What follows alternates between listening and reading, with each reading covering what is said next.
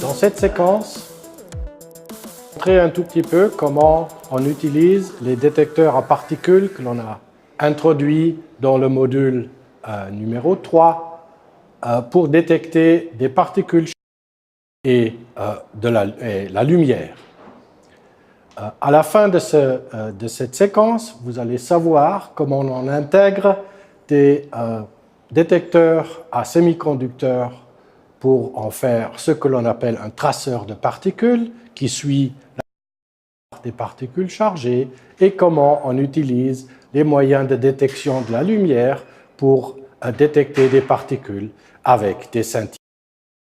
On avait déjà introduit le principe du fonctionnement des détecteurs à semi-conducteurs dans la séquence 3.8 ainsi que les scintillateurs dans la séquence 3.9.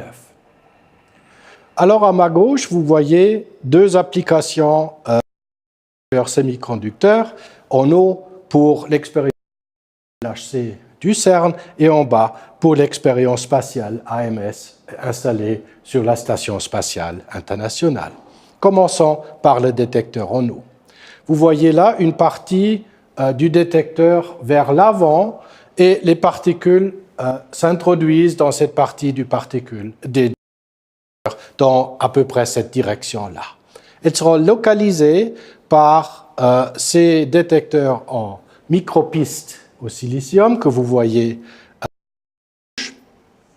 Il y a en effet deux détecteurs qui sont superposés, collés l'un sur l'autre avec un léger angle, ce qui permet, même avec un détecteur qui n'est lu d'un côté, de localiser les particules.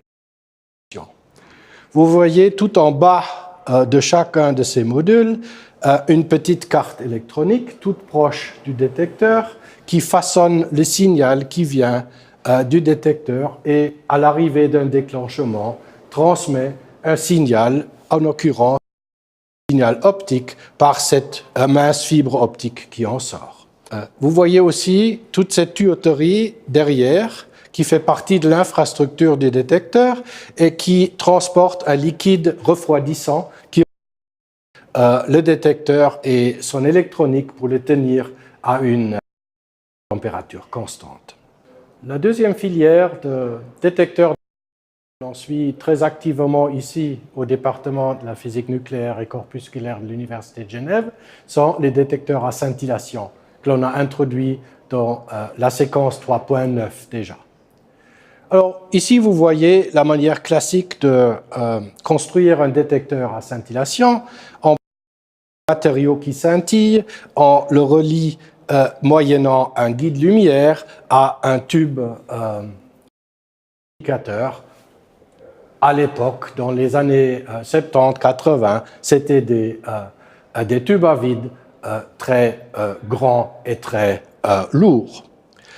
Et là, vous voyez la direction que ça prend aujourd'hui.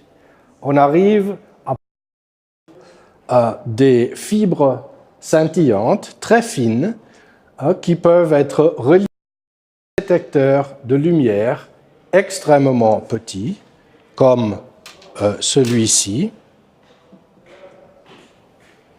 et qui permettent à la fois à localiser et à mesurer leur perte en énergie spécifique, comme on a expliqué dans la séquence 3.9.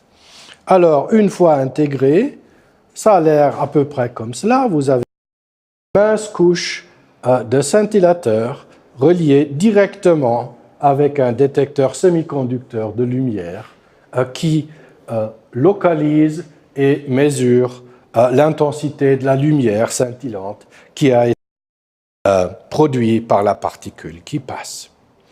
Avec ceci, on arrive à construire des traceurs de particules qui sont légers, déformables et peuvent suivre pratiquement n'importe quelle forme d'un détecteur parce que le tout reste tout à fait flexible et peut être amener à suivre n'importe quelle forme désirée. Alors avec cela, vous avez vu deux spécialités de notre développement de détecteurs. Ça ne va pas s'arrêter là. La direction que l'on suit pour les détecteurs conducteurs, c'est en effet des détecteurs qui, dans un même détecteur, permettent de localiser les particules en deux dimensions. Et on suit aussi une amélioration de la résolution qui est déjà assez impressionnante. Vous voyez là un détecteur qui localise les particules à peu près 10 micromètres. Je vous rappelle que la dimension d'un cheveu humain est d'à peu près 100 micromètres, c'est-à-dire que c'est 10 fois plus précis que de vos cheveux.